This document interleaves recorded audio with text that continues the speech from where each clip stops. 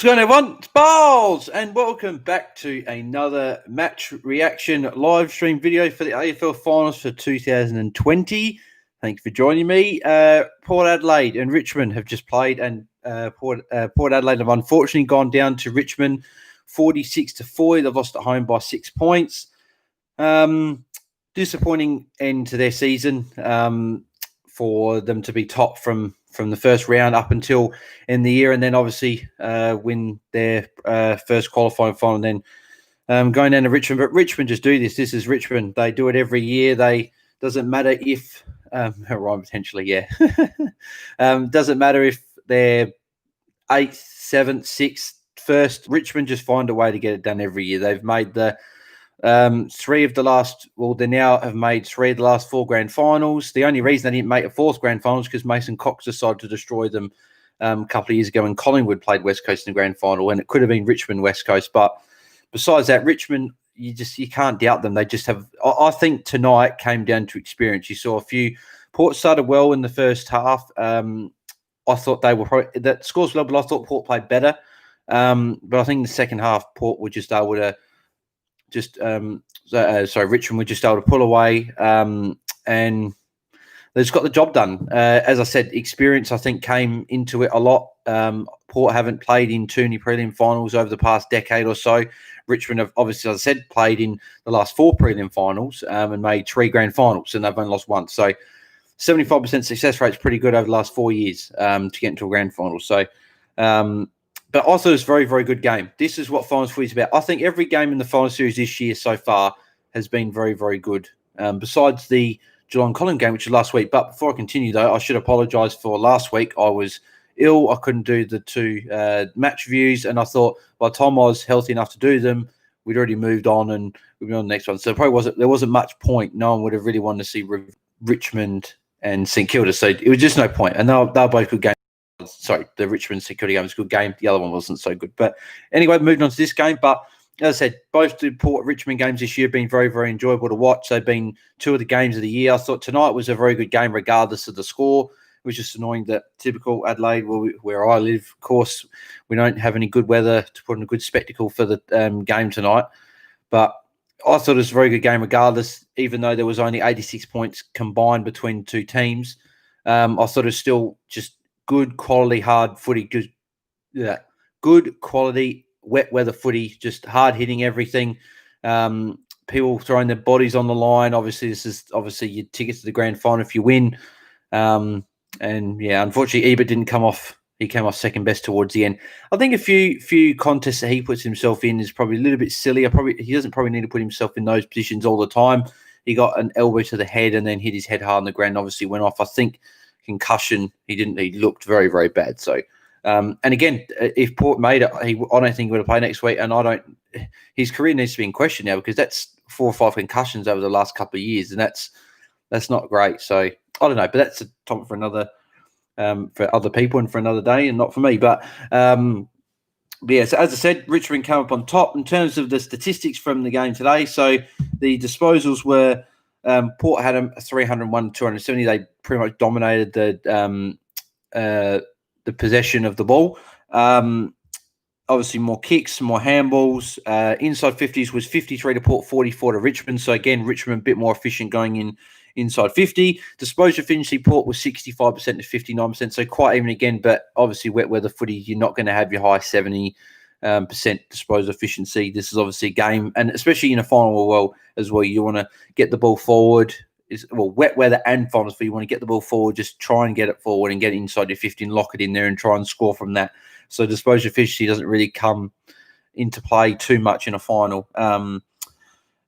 In terms of obviously efficiency inside 50, you had Richmond 43% with 19 shots from 44 inside 50s in a wet weather game. That's pretty impressive. And then Port had 12 shots from 58 inside 50. So, as I said, Port there was a few times where they could have, if he didn't, wait, what was I going to say?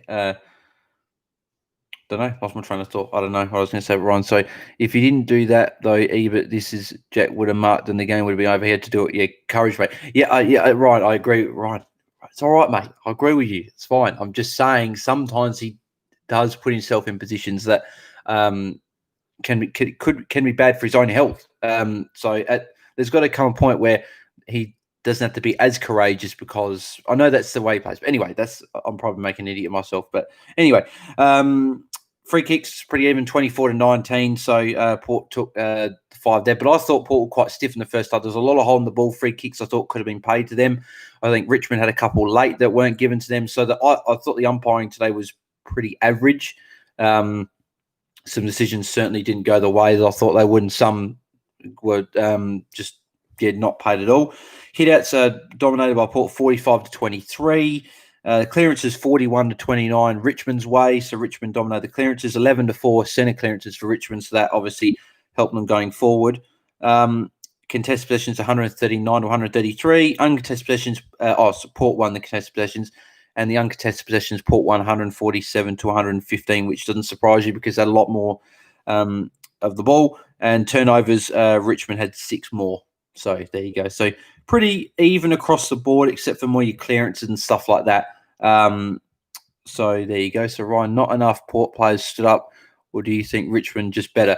I think some Port players did stand up. I just think that, as I said, Richmond just had more finals experience, and they just knew what to do in certain situations. Like when Hartlett got the ball, getting a free kick. He could have kicked it to the top of the goal square. Instead, he went wide to a pocket flank area, and I think James Short just marked uncontested, and there was no Port player in sight. Whereas when you see guys like Dusty Martin or whatever, when they're centering the ball, they kick it straight to like a Jack Real. Like, not in this game, but I'm just saying in general. Richmond, I just think, got that bit more experience in those tougher situations. I think Port sort of shot himself in the foot in the last 5-10 minutes. They did have a lot of inside 50s in the last few minutes, but they just couldn't quite capitalise on getting a shot away or anything like that. So I think that's probably what it come down to. So in terms of top 5 fantasy scorers from the game today, you had Toby Nankervis taking out the honours. He was the only guy to get a ton, 106 points with 13 touches, 10 tackles for a Rutland. That's massive in a final with 19 hitouts. I think he'll figure in the top 3 for the vote getters, which I'll get to in a sec. Ebert, second best on the ground. He had 18 touches, 4 marks, 7 tackles, and 88 points. That's a good effort from him. Ollie Wines, 82 points, 24 touches, 3 marks, 3 tackles. So good effort from him. Connor Rosie was very, very impressive tonight. 2 goals, 14 touches, 4 marks, 5 tackles. So good game from him. Stood up in a final. He's going to be a very, very good player, that's for sure. And then Travis Blake rounding out the top 5 with 80 points, 20 touches, and 4 tackles. So good effort from those guys there. But in terms of who I'd give the votes to, it's funny because there's probably 4 or 5 players that could get these 3 votes. But I think 1 vote has to go to Connor Rosie. I think in a losing effort, I think he was very, very good up forward. He was everywhere, getting up the ground, marking the ball, linking up in the play. I'm sure he would have had a lot of score involvements in the game. Well, I know he did because I watched him play. He did. And he kicked a couple of critical goals as well. Obviously won the first quarter, get Port's first, and then obviously that snap from the pocket, which is a very, very good goal. So I'll probably give 1 vote to him. 2 votes. I think it has to. Ebert's close to getting the Ebert and Rose. I think could have tossed up, but I think a guy didn't feature in the top 5 in the fantasy scores. I think Dusty Martin has to get 2 votes. He was big tonight. He kicked 2 goals, 21 touches. You think, it's just an average effort from Dusty. Like, that's just a standard effort, but he kicked 2 goals in critical moments. He kicked, obviously, one early in the game with a snap on the run, and then he kicked another goal later in the game, just both at important times. And he just had that little, obviously, he's one of the best players of the competition. He just had the X factor getting the ball. When he got the ball, he just knew what to do with it. And he's just a very, very good player. So he gets 2 votes for me. And the 3 votes goes to Toby Nankervis, I think. I think gets the 3 votes. You could, again, I think that Dusty, Toby, Nankervis, Brad Ebert, and Connor Rosie, the 4 guys, I think, were the best 4 on the ground. I think that, Wines is pretty good as well, but I think that those, especially those 4, you could toss up between who you could give the votes to. you could say Ebert. You could say Ebert, Rosie, and Nankervis, or you could say that. But I think Dusty, as I said, 2. I think Nankervis 3. The reason I give him 3 votes, right? He got beaten in the ruck. Lycett had 30 hit-outs to his 19, and Laddams also had 14. But it was Nankervis's work around the ground that impressed me a lot. As I said, he had 13 touches. He took a few critical marks in the last quarter to stop Port going forward, just intercept marks in the defensive 50. And 10 tackles for Ruckman is massive. I don't know if people quite understand that 10 tackles for Ruckman, like for 10 tackles for a midfielder is a massive day. Like that's a big day for them. But for a Ruckman to have 10 tackles, that's like a midfielder having 14, 15 tackles. And you don't see many midfielders even get that these days. So you see a few like Tom Vittorio and guys like Lenny Hayes and Jude Bolton and guys like that from the past, and like Matt Prittis. But guys like now, you don't see, like you see like guys maybe like a Wines like get to 10 tackles or something like that. But you don't see many Ruckman get 10 tackles. So big day for him, and I think he gets the 3 votes. As I say in all the videos, if you whatever thoughts you have on the votes or whoever you thought the best on the ground, leave them in the comments below in the live chat when I'm on live stream. Let me know your thoughts on the game and stuff like that. But I'd like to hear your thoughts. But this is just my point of view. That's what I think happened. I think that Nankervis with 3 votes, Dusty with 2, and Connor Rosie with 1. I hope that people agree with that. But if you don't, then that's all right. If you leave your thoughts in the comments below. So there you go. So Richmond will face the winner of Brisbane and Geelong tomorrow. It's going to be a very, very good game, I think. Both these games, I think all 4 of these teams deserve to be there. West Coast were the outside one that I thought could have got in there. Every final would have been great, I think, if West Coast would have beaten Collingwood and played Geelong last week. I think Geelong-West Coast would have been a lot better final than Collingwood-Geelong. Obviously, we saw the result last week. Wasn't good for Collingwood. But every final so far this year has been very, very enjoyable to watch. But yeah, so Richmond against one of those 2. Brisbane, if they win against Geelong, they'll still be undefeated at the Gabba. We'll see what happens. Richmond will finals experience, and Geelong have got plenty of finals experience over the past almost 2 decades. So it'd be very, very interesting either way. Richmond, Brisbane, or Richmond, Geelong. So be very, very good games. Would be a very, very good game to watch, or either game. So anyway, so Ryan, so Dusty 3, Ebert 2, Jonas 1. Yeah, I thought Jonas played really well as well. I thought he was another guy that you could probably put in the votes.